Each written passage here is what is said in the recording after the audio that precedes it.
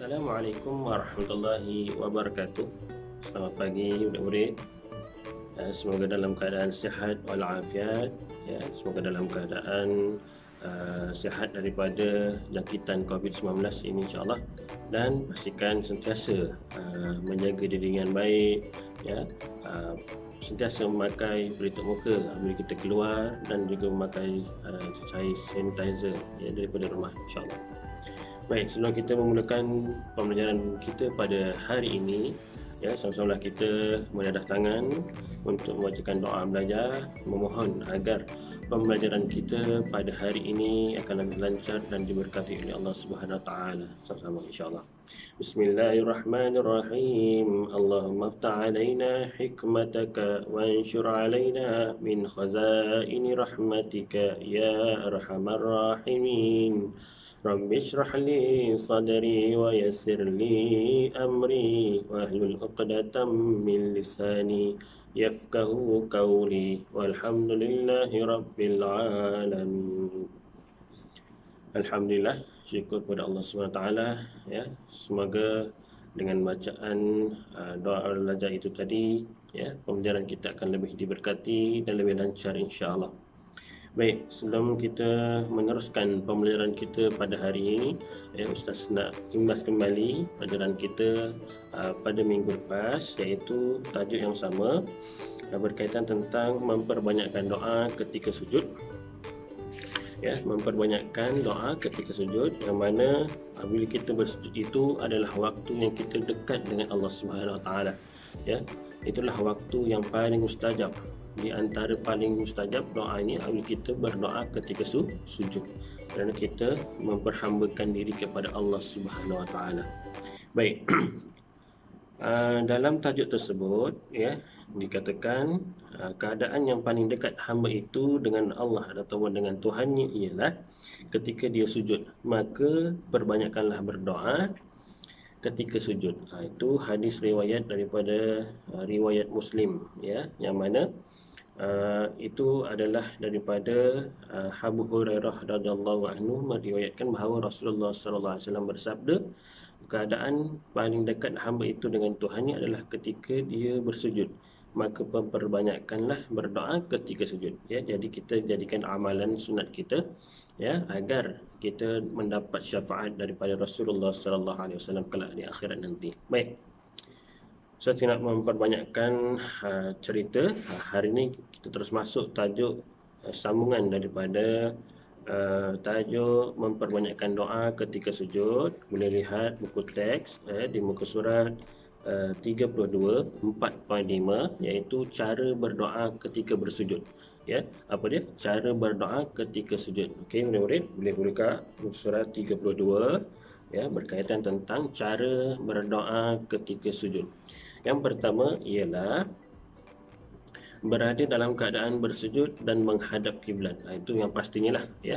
Berada dalam keadaan bersujud dan menghadap kiblat. Kiblat mana? Kiblat kita semasa kita solat lah.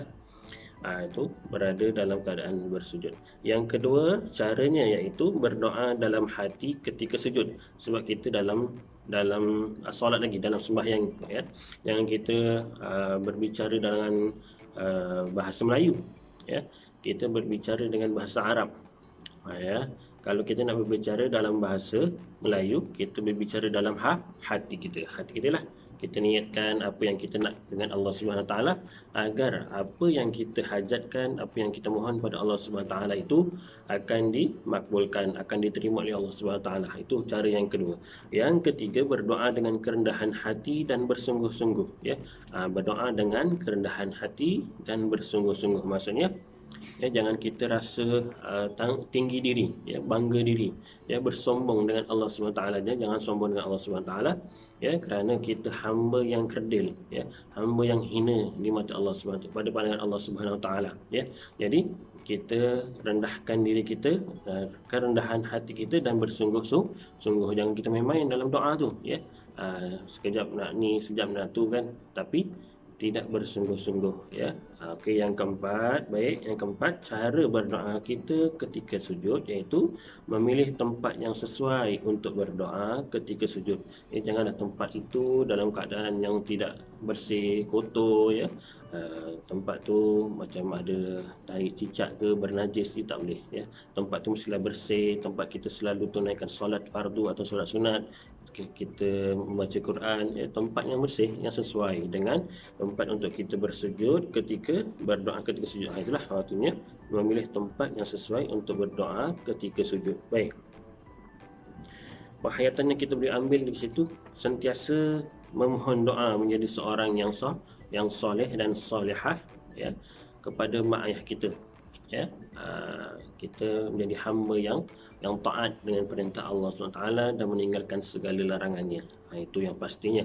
Baik, seterusnya kita masuk pada tajuk 4.6, iaitu pengajaran hadis yang kita boleh ambil di muka surat 34 ya murid-murid ya.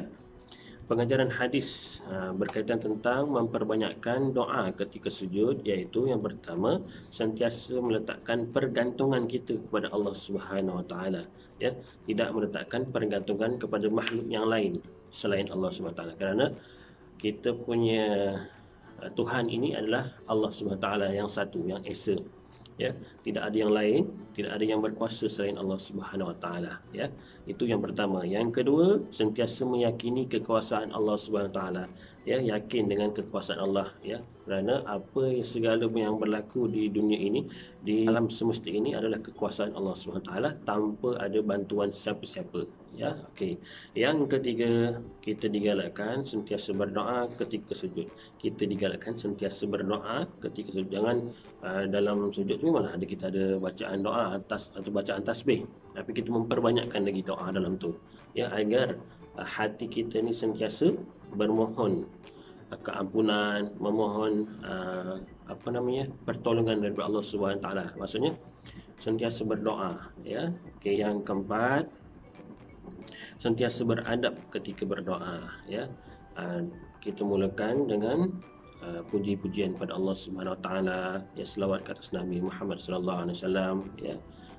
Kalau tak nak banyak, kita minta ampun pada Allah Subhanahu Wa Taala ya, agar apa yang kita hajatkan tu tenang aja ya. Kita nak jadi anak yang soleh dan solehah ya, hamba yang soleh dan solehah, sentiasa taat perintah Allah SWT, tak nak tinggalkan solat fardu 5 waktu sehari semalam ya, berpuasa ya, kalau boleh bersedekah setiap hari ya, kalau ada rasa kemampuan kita untuk bersedekah. Dan yang kelima, berusaha bersungguh-sungguh selepas berdoa.